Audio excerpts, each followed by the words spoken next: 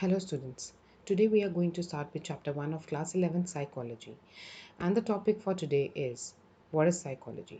Psychology क्या है?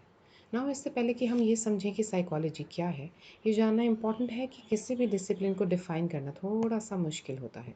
ऐसा इसलिए होता है कि वो डिसिप्लिन कंटिन्यूसली इवॉल्व होता रहता है। कोई भी डिसिप्लिन इवॉल्व होता है मतलब उसमें और एडवांसमेंट होती रहती है, निरंतर बदलाव होते रहते हैं। अब ये होता कैसे है? ये होता है through experiments and new researches that comes up. Now second point says कि रेंज ऑफ फिनोमेना मतलब the wide variety of topic जो हम किसी डिसिप्लिन के अंदर स्टडी करते हैं, इसकी वजह से भी उस डिसिप्लिन को किसी एक डेफिनेशन में बांधना थोड़ा मुश्किल हो जाता है। Now psychology has been derived from two Greek words. दो ग्रीक शब्दों से मिलकर साइकोलॉजी बना है। पहला psyche which means soul and second is logos which means science और study of a subject. So इस हिसाब से देखा जाए तो साइकोलॉजी की डेफिनेशन होती है स्टडी ऑफ द सोल और mind. But this definition is not appropriate anymore. This definition doesn't fit anymore. ये definition अब fit नहीं होती है क्योंकि जैसा कि हमने बोला कि डिसिप्लिन निरंतर बदलाव आते रहते हैं, वो इवॉल्व होते रहते हैं, उसी तरीके से साइकोलॉजी की डेफिनेशन भी अब इवॉल्व हो चुकी है। साइकोलॉजी एक साइंटिफिक डिसिप्लिन है which deals with the process underlying human experience and behaviour. अब इसका क्या मतलब है? इसका मतलब है कि साइंटिफिक डिसिप्लिन है साइकोलॉजी एक, जो डील करती है हमारे अनुभव यानी कि हमारे एक्सपीरियंस और हमारे बिहेवियर, जैसे भी हम बिहेव करते हैं उसके पीछे के ह्यूमन प्रोसेस से।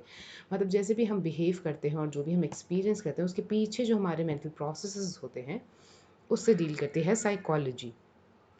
साइकोलॉजी डील करती है डिफरेंट सेवरल लेवल्स पे। फॉर एग्जांपल इंडिविजुअल लेवल पे डील करते हैं। डायडिक मतलब किसी दो लोग, जहाँ पे भी वर्ड डायडिक इन्वॉल्व होता है उसका सिंपली सिंपली सीधा सीधा उसका मतलब होता है involving two people. For example mother child relationship, या फिर जब हम कपल काउंसलिंग करते हैं, मैरिज काउंसलिंग करते हैं तो वहाँ पे दो लोग इन्वॉल्व होते हैं। इसी तरीके से ग्रुप काउंसलिंग भी की जा सकती है। और फिर आता है ऑर्गेनाइजेशनल। ना ऑर्गेनाइजेशनल यहाँ पर मतलब है जब एमएनसीज़ की बात होती है, एमएनसीज़ में बड़ी बड़ी मल्टीनेशनल कंपनीज में आपने देखा होगा साइकोलॉजिस्ट अपॉइंट किए जाते हैं। नाउ दैट इज़ नॉट सिर्फ इंटरव्यू लेने के लिए या इंटरव्यू पैनल में नहीं उनका बैठने का काम होता है, बल्कि उनका काम होता है परफॉर्मेंस एनहांस करना, वर्क प्लेस मोटिवेशन, ठीक है, काम पे मोटिवेशन लाना, या फिर ट्रेनिंग और डेवलपमेंट पर्पसेस के लिए भी इन्वॉल्व होते हैं। नाउ इन सभी लेवल्स पे जो हमने पढ़े, इंडिविजुअल, डायडेक, ग्रुप, ऑर्गेनाइजेशन, इन सब के बायोलॉजिकल एस्पेक्ट्स भी होते हैं as well as social basis भी। ना बायोलॉजिकल एस्पेक्ट्स में क्या क्या आ जाएगा? बायोलॉजिकल एस्पेक्ट्स में आ जाएगा कि कैसे हमारे अंदर बायोलॉजिकल जो सिस्टम है, जो बायोलॉजिकल चेंजेस हैं, वो कैसे हमारे बिहेवियर को इन्फ्लुएंस करते हैं। एंड सोशल बेसिस मतलब आपके सोशल रिलेशनशिप्स। फॉर एग्जाम्पल अभी आप स्कूल में हैं तो आपके फ्रेंड्स, जो आपका फ्रेंड सर्कल है, पीयर ग्रुप है, कैसे आपके बिहेवियर को वो इन्फ्लुएंस करता है। So biological as well as social, दोनों ही बेसिस को, दोनों ही एस्पेक्ट्स को हम देखते हैं। नाउ किसी भी डिसिप्लिन को डिफाइन किया जाता है in terms of what it studies, मतलब हम क्या पढ़ते हैं, एंड हाउ इट स्टडीज़ मतलब हम कैसे पढ़ते हैं। तो साइकोलॉजी जो है, साइकोलॉजी की फॉर्मल डेफिनेशन ये है।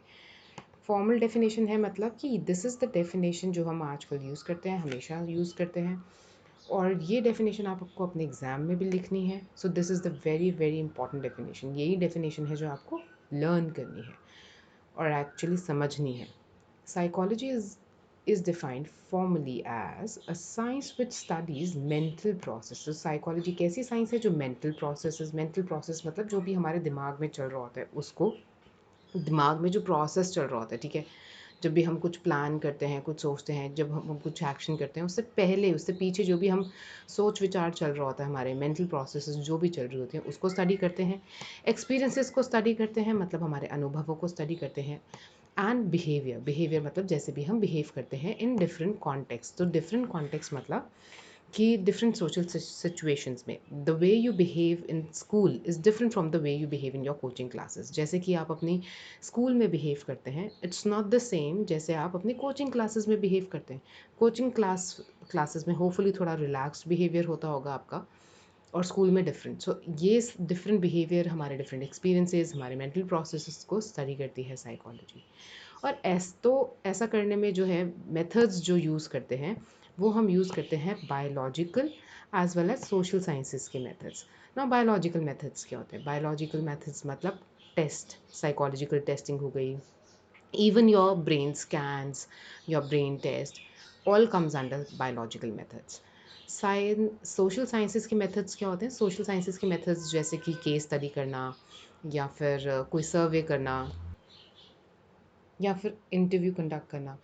इंटरव्यू कंडक्ट करना मतलब जब हम पेशेंट से पूछते हैं कि उनको क्या तकलीफ़ है, क्या प्रॉब्लम है, क्या क्या उनको फ़ील हो रहा है। सो उस तरीके का इंटरव्यू ये, it's not the normal general interview जो समझ रहे हैं आप।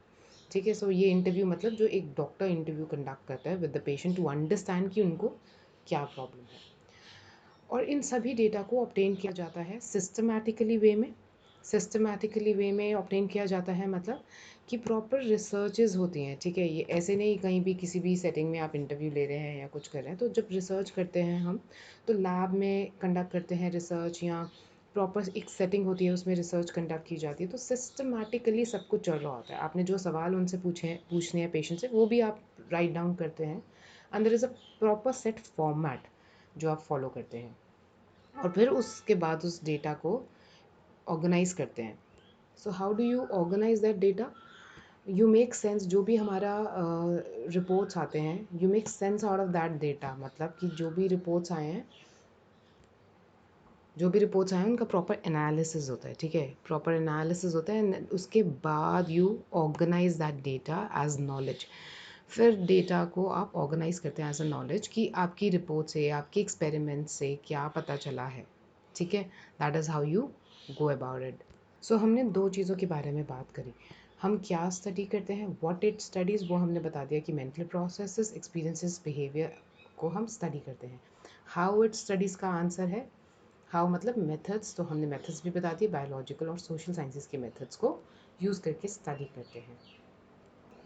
आई होप थोड़ा वो आपको लगा। अगर आपको कोई भी डाउट है तो आप कमेंट सेक्शन में पूछ सकते हैं, and I will surely reply to you. Till then, keep learning. Bye.